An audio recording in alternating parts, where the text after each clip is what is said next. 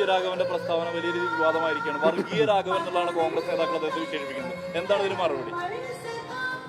വിജയരാഘവൻ ഇന്നലെ ഇവിടെ നടത്തിയ പ്രസംഗം പല പത്രങ്ങൾ റിപ്പോർട്ട് ചെയ്തിട്ടുണ്ട്.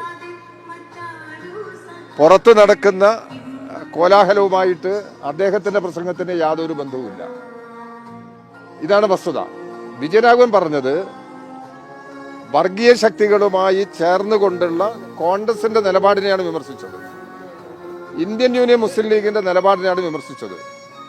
RSS സംഘപരിവാർ ശക്തികൾ മതരാഷ്ട്രവാദം ഉയർത്തുകയാണ്.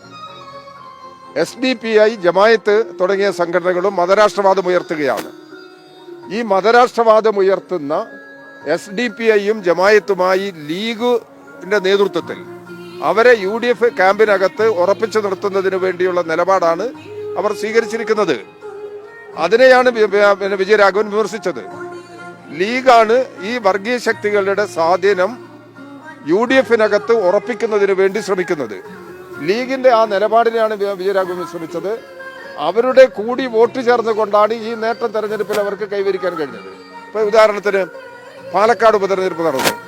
പാലക്കാട് ഉപതെരഞ്ഞെടുപ്പ് നടന്ന സമയത്ത് UDFന്റെ വിജയം ആഘോഷിക്കാൻ ആദ്യം രംഗത്ത് വന്നത് SDPI ആണ്. അവരാണ് ആ വിജയത്തിൽ ആഹ്ലാദ പ്രകടനം SDPI തനിച്ച് നടത്തി. എങ്ങനെ SDPIക്ക് ഈ ആഹ്ലാദ പ്രകടനം നടത്താൻ കഴിഞ്ഞു? അതാണ് ഇവർ തമ്മിലുള്ള ഐക്യത്തിന്റെ പ്രശ്നം. ഇതിനെയാണ്, ഈ രാഷ്ട്രീയ പ്രശ്നത്തെയാണ് വിജയരാഘവൻ വിമർശിച്ചിരിക്കുന്നത്. വിജയരാഘവന്റെ പരാമർശത്തിൽ ഏതെങ്കിലും തരത്തിലുള്ള ഒരു വർഗീയ നിലപാടില്ല, വർഗീയതയെ പ്രോത്സാഹിപ്പിക്കുന്ന നിലപാടില്ല. വർഗീയ നിലപാടിൽ നിന്ന് സമൂഹത്തെ രക്ഷിക്കുന്നതിന് സഹായകരമായ സമീപനമാണ് അദ്ദേഹത്തിന്റെ പ്രസംഗത്തിൽ ഏർപ്പെടുത്തിയിട്ടുള്ളത്.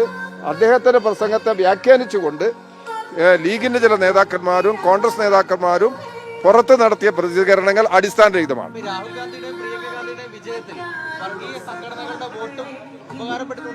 ഉണ്ടല്ലോ, അതിലെന്താ സംശയം? നിങ്ങൾക്ക് സംശയമുണ്ടോ? വയനാട്ടുകാർക്ക് SDPI, ജമായത്ത്, ലീഗ് വർഗീയ സംഘടനയാണോ? ഒരിക്കലും ഞങ്ങൾ പറഞ്ഞിട്ടില്ല. ലീഗ് ഒരു സാമുദായിക സംഘടനയാണ്. ലീഗ് വർഗീയ സംഘടനയാണെന്ന് ഒരിക്കലും പറഞ്ഞിട്ടില്ല. അപ്പോ അവരുടെ ഈ സ്വാധീനം കൂടി ഈ തെരഞ്ഞെടുപ്പിൽ ഉപയോഗിച്ചിട്ടുണ്ട്. അവിടെ വിജയത്തിന് ഒരു ഘടകമായിട്ട് നിന്നിട്ടുണ്ട്.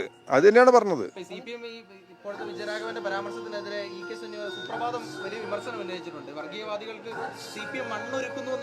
ഒരു അടിസ്ഥാനരഹിതമാണത്. അടിസ്ഥാനരഹിതമാണ്. CPM-നെ കുറിച്ചുള്ള ഏത് വിമർശനവും ഞങ്ങൾ അംഗീകരിക്കും.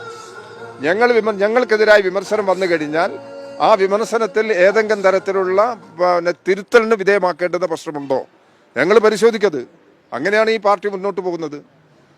അതുകൊണ്ട് ഈ കാര്യത്തിൽ വേറെ പ്രശ്നങ്ങളില്ല. ന്യൂനപക്ഷ പ്രീണനം എന്നുള്ളത് പാർട്ടിയുടെ അജണ്ടയല്ല. ന്യൂനപക്ഷ വിഭാഗങ്ങളുടെ പ്രശ്നങ്ങൾ ഞങ്ങൾ ഉന്നയിക്കാറുണ്ട്.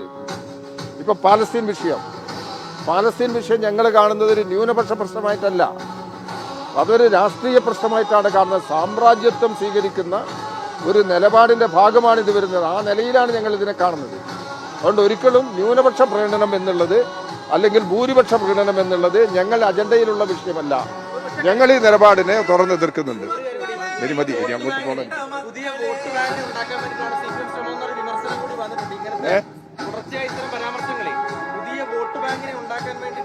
അടിസ്ഥാനരഹിതമാണ്.